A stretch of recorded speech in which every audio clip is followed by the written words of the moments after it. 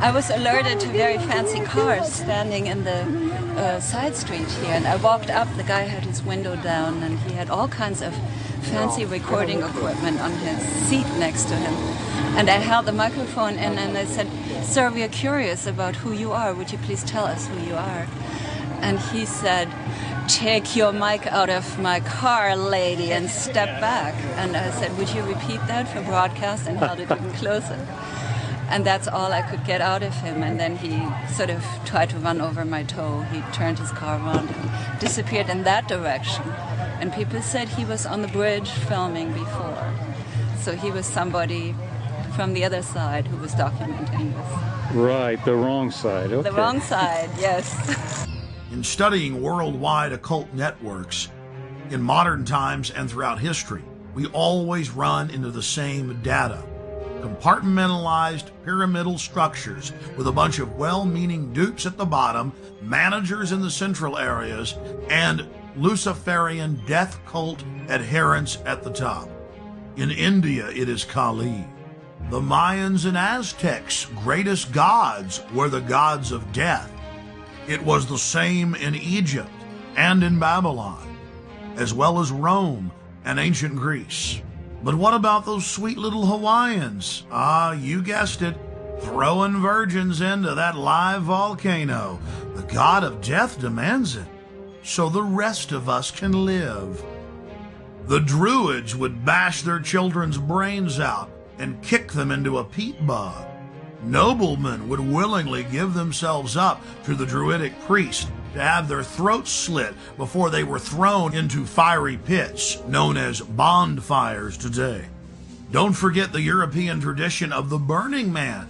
Take your strongest man when times get tough, strap him into a huge wicker effigy of a human and torch him. That will make the gods bring back the fertility. That will make the gods bring life to the tribe. Death brings life. They call it creative destruction. But in reality, it is simply a tool of the elite to abuse, subjugate, and dominate their populations for their own good. We're looking at ancient propaganda.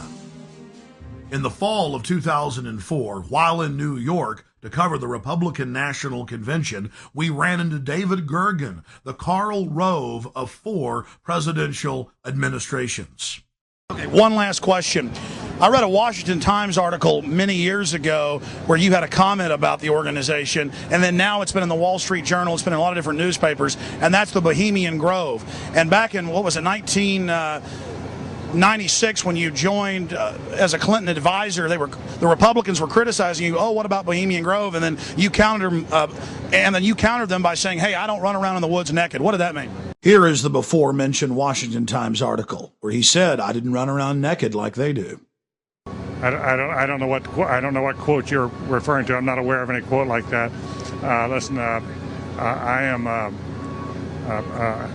happy member of the Bohemian Grove. I like the folks who come there, and it's really inappropriate for me to talk about the group beyond that. Thank you. Have you been there for the ceremony with the cremation of care? Frankly, I don't think that's something I need to talk to you about. Really? That's right. Well, I'm Alex Jones, and I snuck in there in 2000. I'm the guy that blew it wide open and got the video. It's been on national TV. Well, I disrespect you for that. You do? I do. But it's a lot of big public officials going in there. Don't we deserve to know? I don't know anything about you, and I don't know anything about your film. But if you go in there with an understanding, you violated that understanding by releasing that film, and I don't respect you for that. Really? But we have public officials. I'm sorry. You took an understanding when you went in there that you would not do that film. And did you have an understanding when you went in there? No. Did you crash it? Yes. Yeah, and it has no trespassing signs there too, doesn't it? No, they put them up after. Oh, I'm sorry. just walked in. I'm sorry, sir. I've been there before. I know what the circumstances are, and I'm sorry you violated the understandings. That was not a gentlemanly thing to do. But what about the ritual? Is the ritual gentlemanly?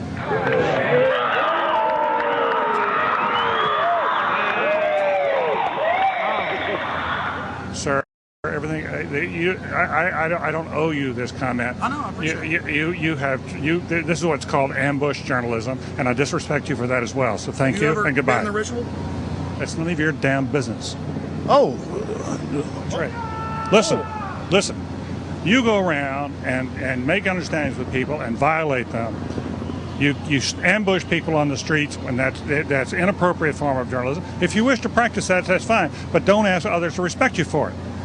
If you want to, you can do. You're a free American, like anything you want. If you want to be uncivil and rude and ungentlemanly, that's up to you. But don't expect the rest of us to say, "Oh well, you're there, Mr. Gergen." I'm sorry, nobody sets policy in there. We try to be gentlemen, and obviously, you don't belong there. Weaving spiders come out here. Yeah, that is a three-pointer. Woo! Look how strangely he behaved when we brought it up. Why is he acting so secretive? And why did he get so angry when he discovered that we'd snuck in? You see, they take it very, very seriously. This is one of the hallmarks of the occult and secret societies. The word occult means secret. Secrecy is part of their religion. They revel in it. And when it's violated, they become extremely angry. How widespread is the occult? The answer is extremely widespread. Occultism in our society, and particularly in our government, and at the highest levels of corporate America, is rampant. It is a well-publicized fact that the Reagans had every aspect of their lives governed by their astrologer. Imagine having your life controlled down to the exact minute that you give a speech by astrology, an ancient occult system that believed that the earth was the center of the universe. Eleanor Roosevelt admitted that she performed seances and tried to raise the dead at the White House. 60 years later, Hillary Clinton had her own seances attempting to contact Eleanor Roosevelt. Prime Minister Tony Blair and his wife practice the occult every morning. Tony Blair draws a circle and then conjures the spirit that he calls the light. He channels it and makes decisions according to what the spirit tells him. The Blairs' admitted occult activities are legion, and so was Adolf Hitler's well-known obsession with dark mysticism. Adolf Hitler belonged to the pre-Nazi death cult, the Thule Society, as well as the Thule Society. Both groups trace their lineage back to the Order of Death, founded in 1776 in Ingolstadt University in Bavaria, Germany. Then, of course, it spread to the U.S. with the founding of Skull and Bones. You were both in Skull and Bones, the secret society. It's so secret we can't talk about it. What does that mean for America? The conspiracy theorists are going to go wild. I'm sure they are. I don't know. I haven't seen the web. Number 322? First of all, he's not the nominee. And, look, I look for... Are you prepared to lose? No, I'm not going to lose. You both were members of Skull and Bones, a secret society at Yale. What does that tell us? Not much, because it's a secret. Is there a secret handshake? Is there a secret code? I wish there were something secret I could manifest. 322, secret number? There are all kinds of secrets, Tim, but one thing is not a secret. I disagree with this president's direction. Aleister Crowley, who dubbed himself the Beast and the most evil man alive, was a fellow traveler with some of the most powerful people in British society, including prominent royals. The Church of Satan, the Temple of Set, the OTO, the Golden Dawn, Skull and Bones, Bohemian Grove, the Blue Lodge, the Scottish Rite, the 33rd Degree. It seems like there are hundreds of different occultic groups, but all they are different denominations in the same religion, the Egyptian and Babylonian mystery schools. Albert Pike, who was the supreme Grand Mason of the entire world, founded the Ku Klux Klan. But you don't hear Jesse Jackson calling for his statue to be removed in Washington, D.C. Why is that? Because Jesse Jackson is a 33rd degree Mason.